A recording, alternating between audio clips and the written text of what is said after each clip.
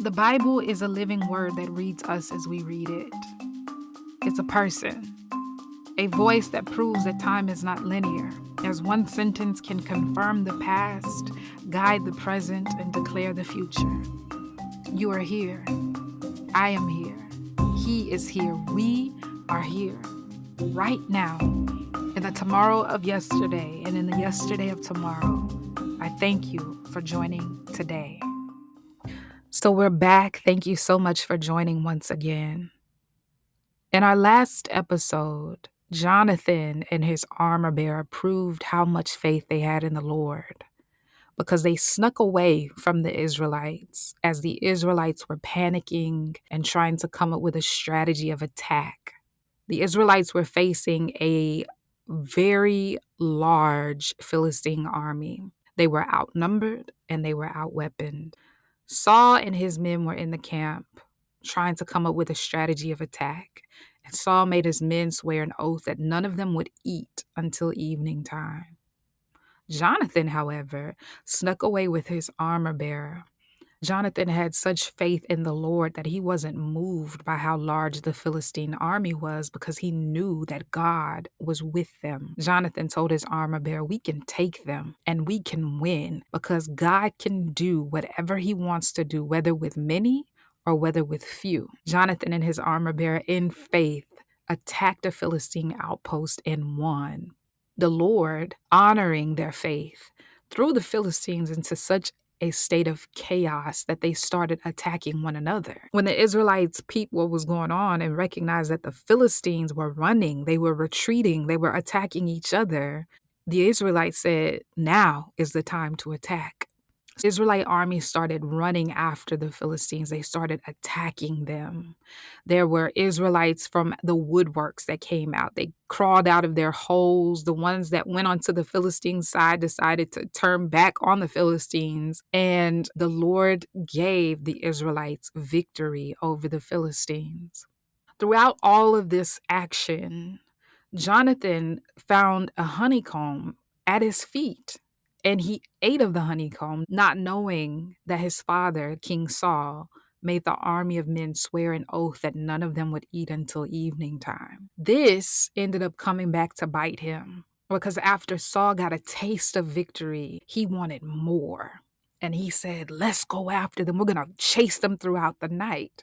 The priest advised that Saul first seek instruction from the Lord. When Saul inquired of the Lord did not respond. This caused Saul to do some investigating, and Jonathan ended up confessing that he unknowingly broke an oath that he didn't know existed. Saul was so prepared to stand behind the foolish oath that he implemented to begin with, that he was prepared to off Jonathan.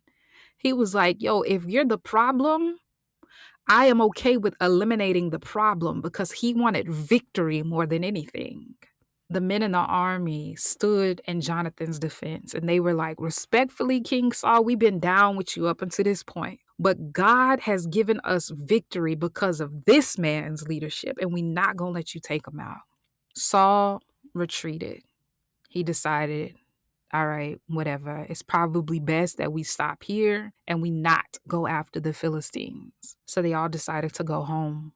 Some time passed, and one day Samuel asked King Saul, "Do you remember hearing about when the Israelites escaped Egypt? They were in the wilderness and the Amalekites just rolled up on them out of nowhere and launched an unprovoked attack. Do you remember hearing about that?"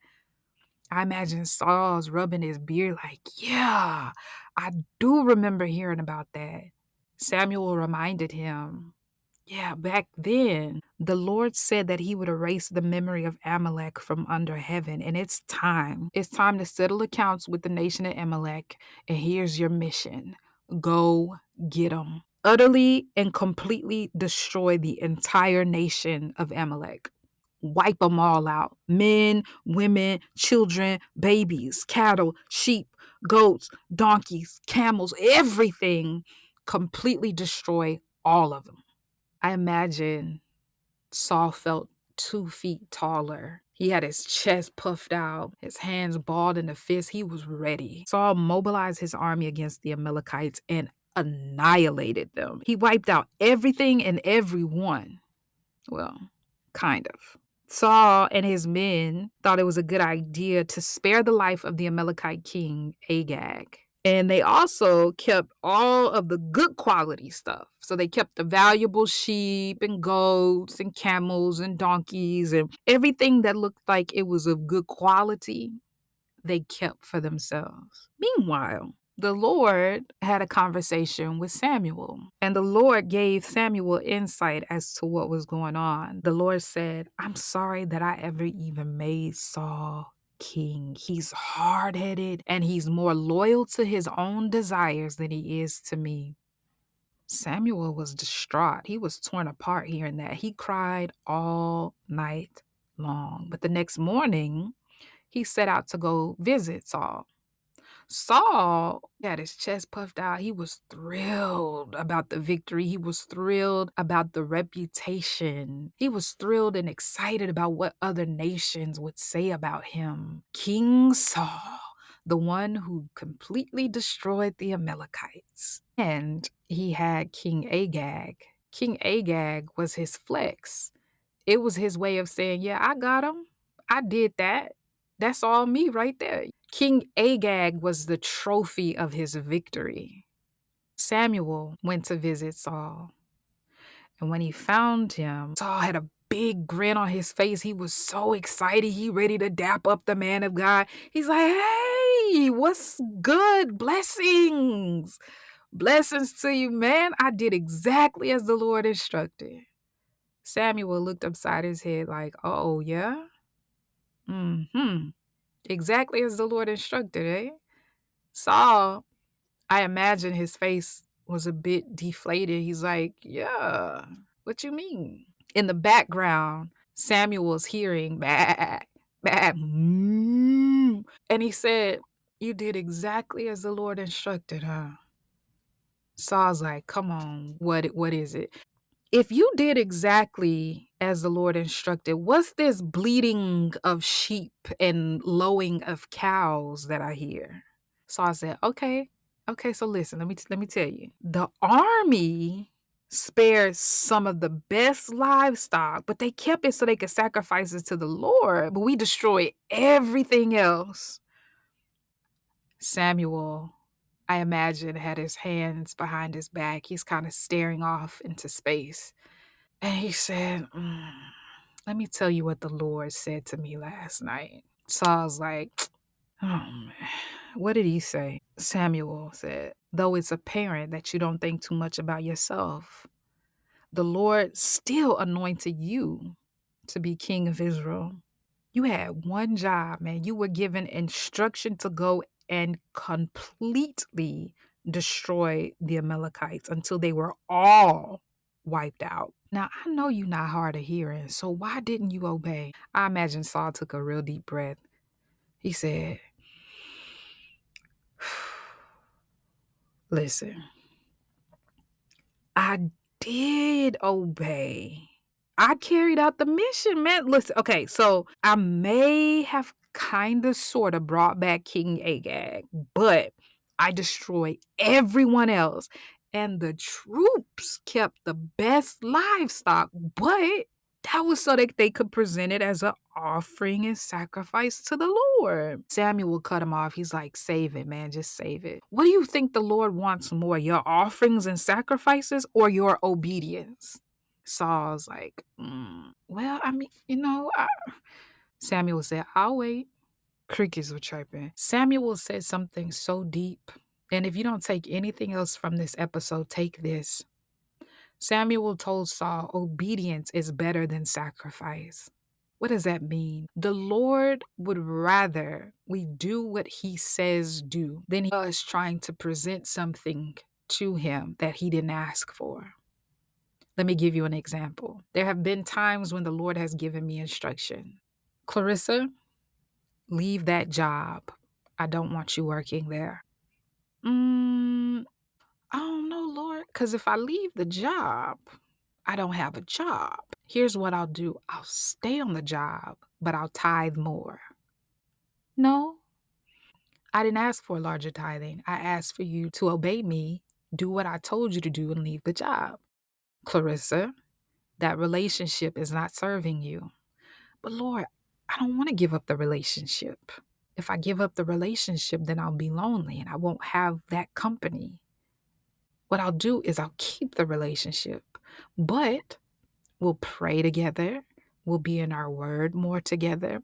All of these things. No, I didn't ask you for that, Clarissa. I asked you to give it up. And I'm sure that all of us, if we're honest with ourselves, can think of a situation when the Lord has asked something from us and we decided instead to rationalize a way that we could keep what we want and use it in some fashion to serve Him.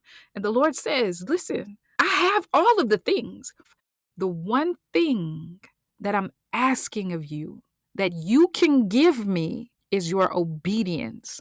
Why is our obedience a gift to the Lord? Because God blessed us with free will. He gifted us with the ability to choose. All the cattle on the hill belongs to Him.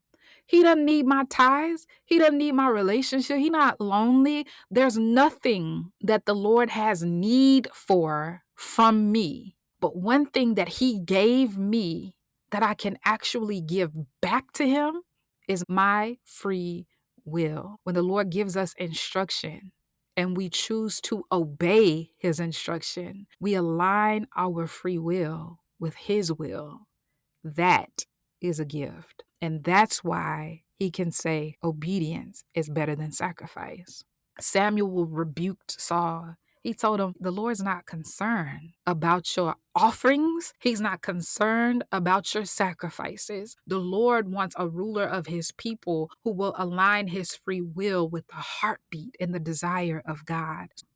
Obedience is better than sacrifice. He said rebellion is as sinful as witchcraft. That's a whole nother heavy hitter. Rebellion is as sinful as witchcraft. Choosing to disobey God and not follow what He instructs me to do is just as bad, is just as sinful as me aligning my will with evil spirits and conjuring up things that I desire. Very, very powerful statement. Obedience is better than sacrifice, and rebellion is as sinful as witchcraft. Samuel went on to tell Saul, you rejected the Lord's command, and now He rejects you as king. Saul changed up his language a little bit. He's like, okay, man, I sinned. I disobeyed the Lord. I was afraid of the people. I did what they demanded, but forgive me. Just forgive me, man. Give me another chance. Come back with me so I can worship the Lord. Samuel was like, nah, man, I'm good. Like I said before, you rejected the Lord's command and He's rejected you as king. I don't have business with you anymore. Samuel turned to walk away. And when he turned to walk away, Saul grabbed for him. He tried to hold him back. And when he tried to hold him back, he tore Samuel's robe. I imagine Samuel kind of looked at him sideways. And then he said, yup, just like that. Same way you tore my robe. That's the same way that the Lord has torn the kingdom of Israel from you today. And He's given it to somebody else. And guess what? He's not going to change his mind about it. The gravity of everything really started to get to Saul. He's like, hey, okay, I sinned. I get it. But at least come back with me. Honor me before the elders so I can worship the Lord. I can save face a little bit. Just give me a little break. Come back. Samuel agreed to go back with Saul. While he was there, Samuel said, yeah, bring me King Agag of the Amalekites. King Agag came and stood before Samuel. The word of God says that King Agag was hopeful. He's like, yo, the worst of it's already happened. They went on a whole killing spree and they spared me, so I'm good. I imagine Saul's looking at him like, man, wipe that hope off your face. Just like your sword has left a lot of mothers childless, your mom's gonna be childless today. Samuel sliced and diced Agag into pieces. He completed the mission that Saul was set out to accomplish. Then Samuel returned home heavy-hearted, and he mourned for Saul because Saul's life just changed and not for the better. On 2 different occasions, we saw Saul make moves based on the people and not based on the instruction of the Lord. Let that be something that we all reflect on in the next coming days. Are there ways that you are allowing people to steer you in a direction contrary to the way that God is having you to go because you're more concerned with how they feel or how they think? Are there ways that your own selfish desires are getting in the way of you doing what God is asking you or instructing you to do? Are there ways that pride may be getting in the way of you giving your yes to the Lord? Sometimes we care too much about what people think and about what people feel. We care too much about how people see us when there's nothing that is more important than how the Lord sees us. He desires our obedience. He gifted us with free will, and every day we get to choose whether or not to give it back to Him. When He instructs us to do something and we obey, we are aligning our free will with His will. And that is a gift that we can give back to the Lord. Our obedience. Disobedience, on the other hand, is very costly. And we'll get more into what disobedience ended up ultimately costing Saul. It was more than just the kingdom. We'll talk more about that in our next episode, if the Lord blesses me to record another one. Until then, bye for now.